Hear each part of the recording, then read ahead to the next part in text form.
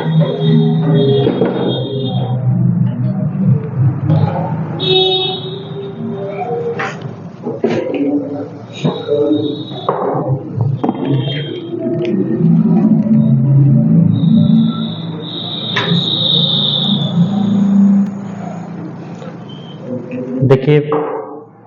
आज आपका साइंस का एग्ज़ाम हुआ है क्लास 10th की। ये फर्स्ट सेटिंग का पेपर है और आपका ये सेट आई है और इसका हम आंसर की करवा रहे हैं। आप लोग सभी लोग मिला लीजिएगा।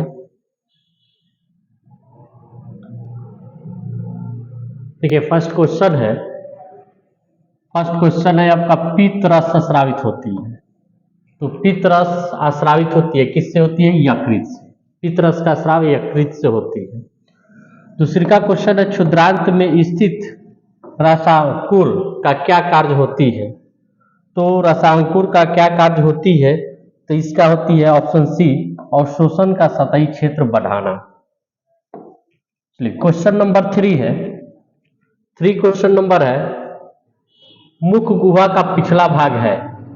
तो मुख गुहा का पिछला भाग होता है ग्रसनी। मुख गुहा का पिछला भाग ग्रसनी होती है। अब देखिएगा, 4 नंबर क्वेश्चन है, बाहरी वातावरण से कोशिका में ऑक्सीजन का स्थानांतरण और कार्बन डाइऑक्साइड को हटाना यानी निकालना, ये कौन सी प्रक्रिया में होती है? निश्वसन में होती है। अगली क्वेश्चन 5 नंबर है। यहां क्वेश्चन कह रहा है कि प्रकाश संश्लेषण में ऑक्सीजन का मूल स्रोत क्या है? तो ऑक्सीजन का मूल स्रोत जल होती है। अगली क्वेश्चन है, निम्नलिखित में किसे कोशिका का ऊर्जा मुद्रा के रूप में जाना जाता है? तो ऊर्जा मुद्रा के रूप में एटीपी को जाना जाता है। एटीपी को जाना जाता है। अब चलिए, अगली क्वेश्चन है आपका, पादप में जाइलम का उत्तरदायी है। तो पादप में जाइलम का उत्तरदायी होती है जल का वहन करना। जल का वहन करना, पादप में जाइलम का कार्य होती है जल का वहन करना। चलिए, अगला क्वेश्चन है 8 नंबर, प्लाज्मा के अलावा रक्त में क्या पाया जाता है? तो रक्त में श्वेत रक्त कोशिकाएं, रक्त पट्टिकाणु, लाल रक्त कोशिकाएं, इनमें सभी पाया जाता है। 9 नंबर क्वेश्चन है, अम्ल का जलीय विलयन विद्युत का संचालन करता है क्योंकि अम्ल जल में आयनित होता है। अम्ल जो होता है जल में आयनित होता है। अगली क्वेश्चन है 10 नंबर, कह रहा है कि निम्नलिखित में कौन सा गंधीय सूचक नहीं है? तो आपका शकरकंद जो है गंधीय सूचक नहीं है। लौंग का तेल, वैनिला, ये गंधीय सूचक है, शकरकंद गंधीय सूचक नहीं है। चींटी के डंक में कौन सा अम्ल पाया जाता है? तो मिथेनोइक अम्ल पाया जाता है।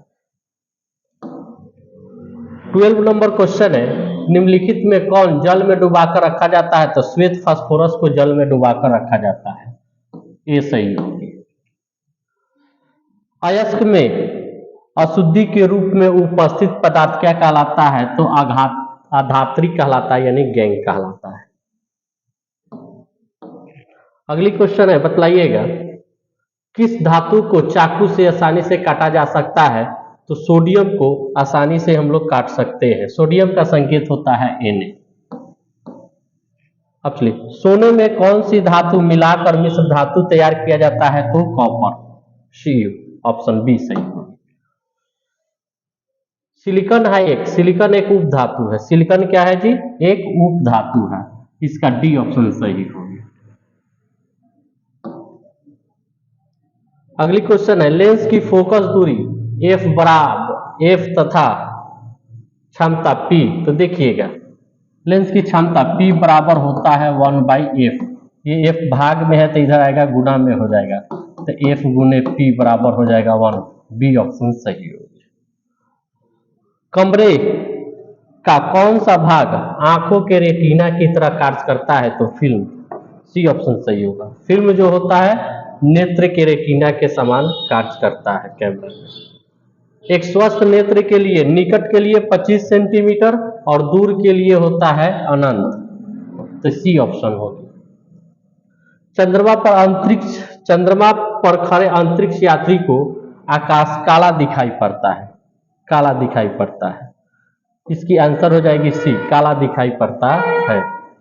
अगली क्वेश्चन, नेत्र की समंजन क्षमता कम हो जाने से आपका जरा दृष्टि दोष उत्पन्न होती है। बी ऑप्शन सही होगी, जरा दृष्टि दोष उत्पन्न होती है। चलिए, किसी चालक की प्रतिरोधकता का मात्रक ओम मीटर होती है। प्रतिरोध का मात्रक ओम होता है और प्रतिरोधकता का ओम मीटर होती है। चलिए, 22 नंबर क्वेश्चन है, एक जूल कितने कैलोरी की होती है? तो एक जूल बराबर होता है 0.23 कैलोरी। ये ऑप्शन सही होगी। अगली क्वेश्चन है, आपको विद्युत बल्ब के फिलामेंट किसका बना होता है? तो विद्युत बल्ब का फिलामेंट जो होता है टंगस्टन का बना होता है। विद्युत बल्ब का फिलामेंट जो होता है टंगस्टन का बना होता है। तो ऑप्शन सी सही होगी, विद्युत बल्ब का फिलामेंट टंगस्टन का बना होता है। किशोरावस्था में होने वाले परिवर्तन को क्या कहते हैं? प्यूबर्टी, यौना, यौना हिंदी में यौन बोलते हैं। अब चलिए, निम्नलिखित में कौन परिवार नियोजन संसाधन की प्रयुक्त एक प्रभावी उपाय है? तो ये आपका है डायफ्राम, कंडोम, कॉपर टी एवं लूप, इनमें सभी। अगली क्वेश्चन है, एटाविज्म का क्या अर्थ होती है? एटाविज्म का क्या अर्थ होती है? तो ये होती है सी नंबर ऑप्शन, यानी संतति में पूर्वजों के गुणों का आना जो जनकों में नहीं होती। 28 नंबर क्वेश्चन है, किसी जीव की जीनी संरचना क्या कहलाती है? तो जीनोटाइप कहलाती है। जीनोटाइप कहलाती है। प्राकृतिक चयन द्वारा जीवों का विकास क्या कहलाता है? डार्विनवाद कहलाता है। अगली क्वेश्चन है 30 नंबर, जैव आवर्धन प्रदर्शित करने वाला रसायन कौन सा है? जैव आवर्धन प्रदर्शित करने वाला रसायन कौन सा है? तो डीडीटी है, डीडीटी। अब चलिए, प्राथमिक उपभोक्ता कहलाता है तो शाकाहारी, शाकाहारी। देखिए, प्राथमिक उपभोक्ता शाकाहारी कहलाता है। उत्पादक आपका हरे पेड़ पौधे कहलाते हैं, शाकाहारी प्राथमिक उपभोक्ता, और मांसाहारी जो है द्वितीयक उपभोक्ता कहलाते हैं। सीएफसी का व्यापक उपयोग होता है तो जेट इंजनों में, रेफ्रिजरेटर में, एयर कंडीशन में, इनमें सभी होगी। डी ऑप्शन सही होगी, इनमें सभी होगी। अगली क्वेश्चन 33 नंबर क्वेश्चन है, ब्यूटेन के कितने समवायवी संभव है? तो ब्यूटेन के 4 समवायवी संभव है। सी ऑप्शन सही होगी। मीथेन के अणु का आकार होता है तो समचतुष्फलकीय होती है। ऑप्शन सी सही है। कार्बनिक यौगिक में कार्बन की संयोजकता कितनी होती है? तो कार्बन की संयोजकता 4 होती है। कार्बन की संयोजकता 4 होती है। अब चलिए, निम्न में संतृप्त हाइड्रोकार्बन, तो संतृप्त हाइड्रोकार्बन एल्कीन होती है और असंतृप्त हाइड्रोकार्बन जो होता है एल्कीन और एल्काइन होती है। तो संतृप्त कर रहा है तो इसलिए ऑप्शन ए सही है। एथिलीन का आयुपेक नेम क्या होता है? तो एथीन होती है, एथीन होती है। मेंडलीव की आवर्त सारणी एक कमी रह गई थी तो हाइड्रोजन को उचित स्थान नहीं दे पाया था। अष्टक का नियम किसने दिया था? न्यूलैंड्स ने अष्टक का नियम दिया था। डोवेनर ने त्रिक नियम दिया था। मेंडलीव का आवर्त नियम जो था यह परमाणु द्रव्यमान पर आधारित था। चलिए, निम्नलिखित में यौगिक सबसे अधिक क्षारकीय होता है? तो बी नंबर होगा, Na2O, Na2O होता है। अब चलिए, कल्पक्कम तमिलनाडु, कल्पक्कम कहाँ है? तमिलनाडु, कैगा कर्नाटक।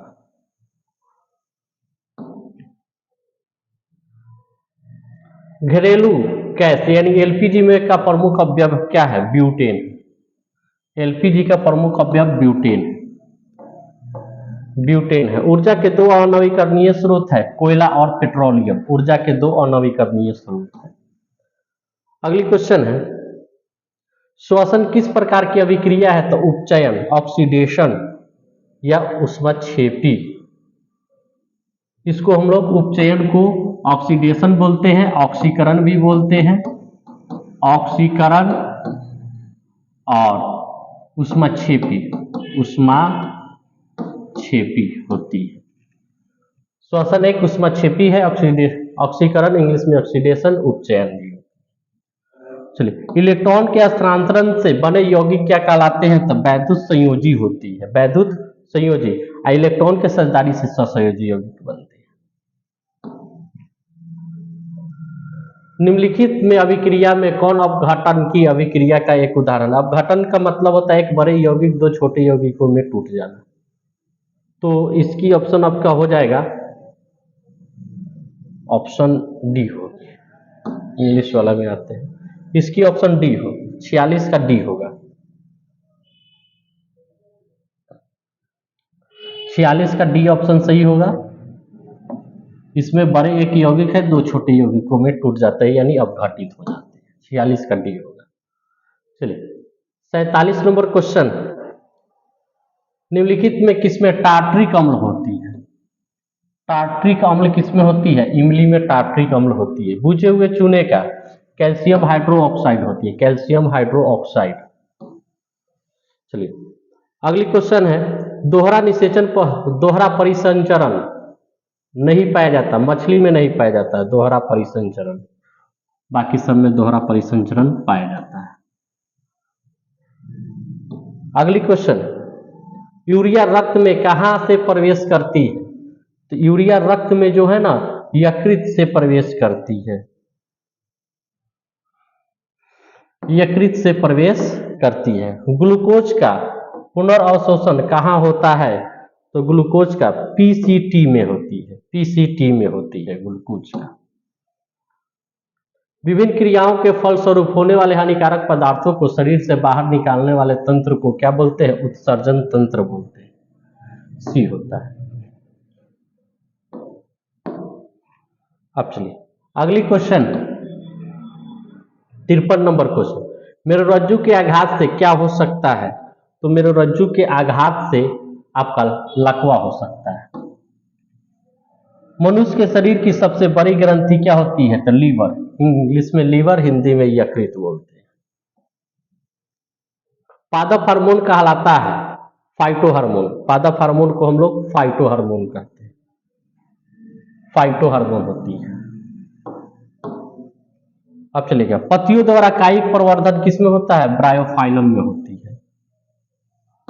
नेक्स्ट क्वेश्चन है 57 नंबर क्वेश्चन, मैग्नीशियम आवर्त सारणी के किस समूह का सदस्य है? तो समूह 2 का सदस्य, समूह 2 का सदस्य है। आवर्त सारणी में कितने आवर्त होते हैं? 7 आवर्त होते हैं और समूह 18 होते हैं। निम्नलिखित में कौन जल संचयन की प्राचीन विधि नहीं है?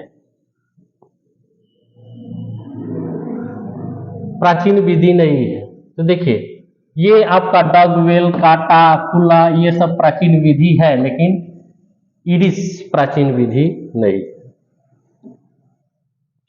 टिहरी बांध का निर्माण का उद्देश्य क्या था? बिजली उत्पादन, भूमि सिंचाई, जल आपूर्ति, इनमें सभी होगी, सभी होगी।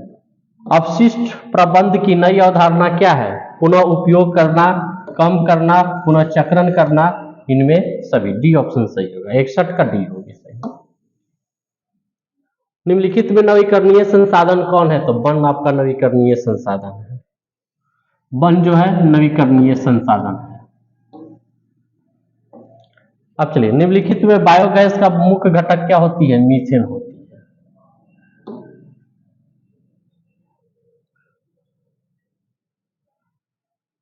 पेप्टिक अल्सर हो सकता है, लंबे समय तक भूखे रहने पर होता है।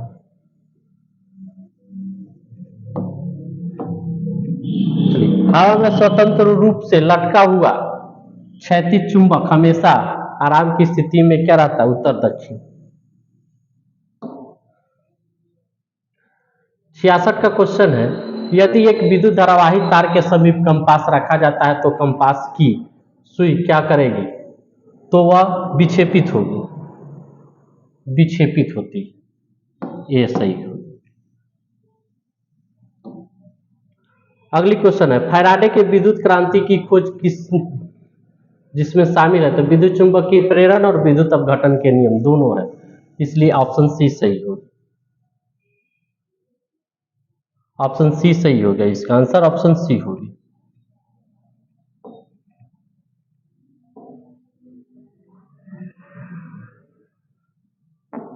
इसकी आंसर सी होगी। चलिए, विद्युत मोटर,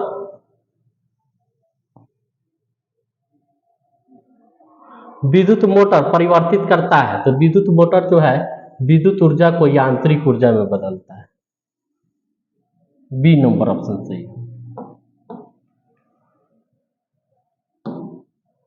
अब देखिए, फ्लेमिंग के वाम हस्त के नियम में तर्जनी जो है वह चुंबकीय क्षेत्र की दिशा को दर्शाता है, चुंबकीय क्षेत्र की दिशा को बताता है। किसी चालक तार से विद्युत धारा प्रवाहित करने पर तार के ऊपर तथा नीचे किस प्रकार की चुंबकीय क्षेत्र पैदा करती है? तो समान।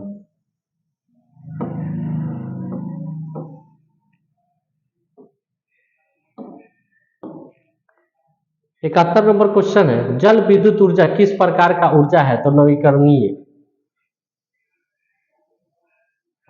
नवीकरणीय। कौन सी गैस वैश्विक ऊष्मन के लिए उत्तरदायी है? तो आपका कार्बन डाइऑक्साइड जो है ना वैश्विक ऊष्मन के लिए उत्तरदायी है। 73 नंबर क्वेश्चन है, किरणों के समूह को किरण पुंज कहते हैं, किरणों के समूह को किरण पुंज कहते हैं। बी नंबर सही।